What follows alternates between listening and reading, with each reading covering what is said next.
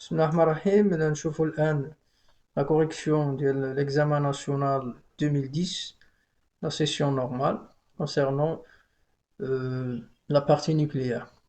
Alors l'exercice, c'était comme suit.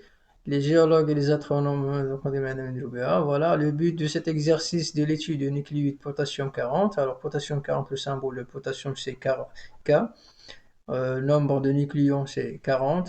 Le nombre numéro atomique, voilà, on trouve les données, on va 19. Alors, l'étude de la désintégration, sachant que ce potassium est radioactif, duquel il résulte un noyau d'argone. Donc, le noyau fils, c'est Ar4018. L'équation de désintégration de potassium en indiquant le type de radioactivité. Alors, sachant que, voilà, le noyau père, c'est K4019. Il se désintègre, voilà, pour donner l'argone Ar4018, bien évidemment en émettant une particule X à Z. Alors maintenant, selon la loi de Soddy, voilà, on utilise la loi de Soddy de la conservation, selon la loi de Soddy de conservation. شنو كيقول لنا هاد سودي؟ يقول لك في أي réaction ou bien أي désintégration, on doit avoir la conservation de nombre de masse et de nombre de charges. Ce qui fait ندير واحد deux équations, un système. Alors on a 40 est égal, la flèche c'est comme égal, est égal à 40 plus A. C'est la conservation de nombre de masse. Par contre, la conservation de nombre de charges, on a 19, doit être égal, c'est 18 plus 1Z. Alors on doit résoudre ce système. Bien évidemment, on trouve que A est égal à 40 moins 40, c'est 0. Voilà. Et Z doit être égal, c'est 19 moins 18 se donne 1. Alors, sachant que la particule qui a comme A 0 et comme Z 1, c'est un positron E01. Alors maintenant, quel est, bien, en indiquant le type de radioactivité. Lorsqu'on a une émission d'un positron, le type de radioactivité, c'est bien évidemment un bêta plus. Et voilà, c'était la première question. La deuxième question, calculer en mégaélectronvolts l'énergie libérée au cours de cette transformation nucléaire. Alors maintenant, nous devons besoin de l'équation. Alors l'équation précédente, c'est le potassium 4019 plus, non c'est pas plus parce qu'il se désintègre spontanément, voilà, et nous donne l'argone 4018 plus un électron, plutôt un positron, pardon, E plus 1, parce que c'est le type de désintégration, c'est bêta plus.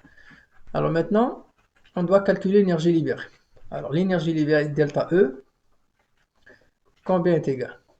C'est, selon les données, on a comme données les masses. Alors on va utiliser les masses, c'est-à-dire la masse, bien les masses des produits moins la masse des réactifs. Alors, produits, on a deux produits, c'est-à-dire la masse de l'argone plus la masse de positron, voilà, ce sont les produits, moins la masse d'un seul réactif qui est le noyau de potassium MK. Le tout multipliant par C carré. Alors maintenant, on remplace par les valeurs. M argone, c'est 39,9624 plus la masse de positron, c'est-à-dire la masse de la particule, voilà, c'est positron, voilà, c'est 0,0005 moins la masse de potassium, c'est 39,9740, donc c'est pas la peine de mettre 0. Alors, on factorise par U, on la fait sortir. Donc, UC carré. Alors, maintenant, UC carré, c'est automatiquement c'est 931,5 pour donner le résultat en méga électron volt. Alors, par calcul, voilà, la valeur de cette opération nous donne moins 0,0111. Alors, on doit multiplier par 931,5 pour donner le résultat en méga électron volt. Nous donne à la fin 10 ou bien moins 10, à peu près de, voilà, 40, 34, pardon, méga électron volt. Mais l'énergie libérée, on doit prendre la valeur absolue. Donc, E libéré est égal à la valeur absolue de delta E, l'énergie de la réaction, et nous donne à la fin c'est 10,34 méga électron volt. La deuxième partie consacrée à la détermination de l'âge d'une roche en basalte. Voilà l'analyse d'un échantillon d'une roche de basalte. Voilà, on a révélé bien évidemment qu'il contient un instant T une masse 1,57 mg de potassium, 40 et de une masse voilà, d'argon 0,025 mg d'argon 40. On considère que la roche de basalte est formée à l'instant T égale 0 et que l'argon 40 qu'il contient résulte seulement de la désintégration du potassium 40. Montrer l'expression de l'âge de cette roche et de T égale cette formule, puis calculer la valeur en nom. Alors, pour un bon départ, on doit schématiser la situation. On a la roche basaltique, voilà, comme roche. C'est bon. Alors, cette roche, voilà, elle est contenue de quoi? Elle contient, voilà, une masse de potassium, donc c'est potassium K, plus une masse d'argon, c'est-à-dire argon. Alors, la roche de basalte est formée à l'instant T égale 0. Automatiquement, on doit appliquer la loi de la décroissance nucléaire, bien sûr, en termes de masse. Alors, on sait que Mt est égal à M0, l'exponentielle moins lambda T. C'est la loi de la décroissance nucléaire, ou bien la décroissance radioactive, en termes de masse. Maintenant, on applique pour le potassium 40, c'est-à-dire on fait que Mk à l'instant T, combien est égal? Alors M0, c'est la somme des masses parce que à l'instant T est égal 0, ou bien la roche de basalte, il est formé. Sachant qu'il est formé, bien sûr, à 1,54 de potassium et 0,024 d'argon. C'est-à-dire M0, on la remplace par la masse de potassium plus la masse d'argon. L'exponentielle moins lambda T. Et voilà le départ. Maintenant, on cherche T. Ah, comme astuce, voilà, il a مثلا ما بالكش باش غادي دير واش هادي غدير MK ou bien M0 tu remplaces par MK plus MR. Toujours, tu commences par l'espèce qui a comme donné la demi-vie, le temps de demi-vie. Alors, la demi-vie de nucléide de potassium. Automatiquement, tu commences par le potassium.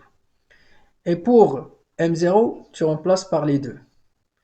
C'est une technique pour simplifier les choses. Alors, on a C, c'est le départ. Maintenant, on cherche T. On a M de K à l'instant T est égal à M de K plus M de AR d'argon, l'exponentielle moins lambda T. Alors, la première étape, tu dois déplacer cette somme au dénominateur.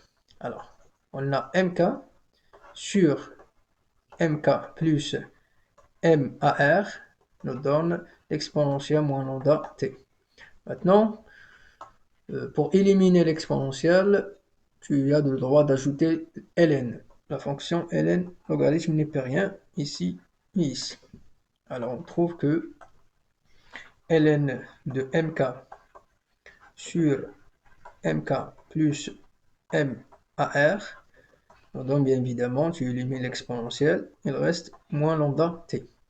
Alors maintenant, il existe une propriété dans les fonctions logarithmes népériens, c'est que ln de a sur b est égal à moins ln de b sur a.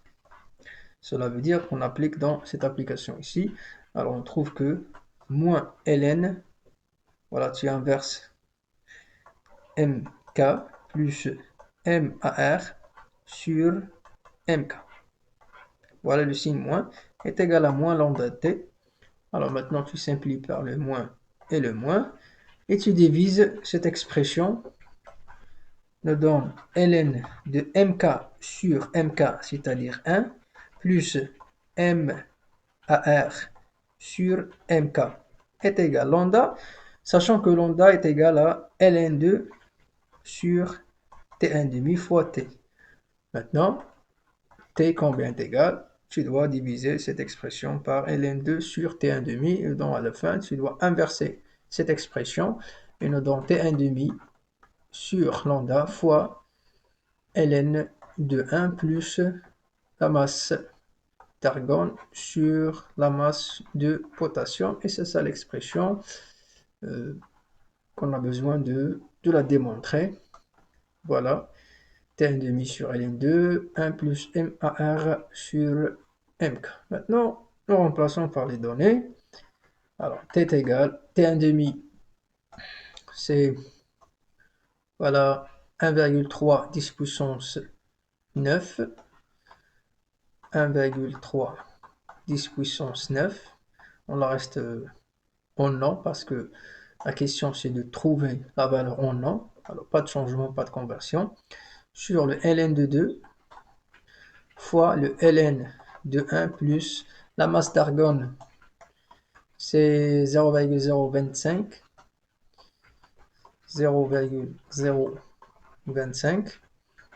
sur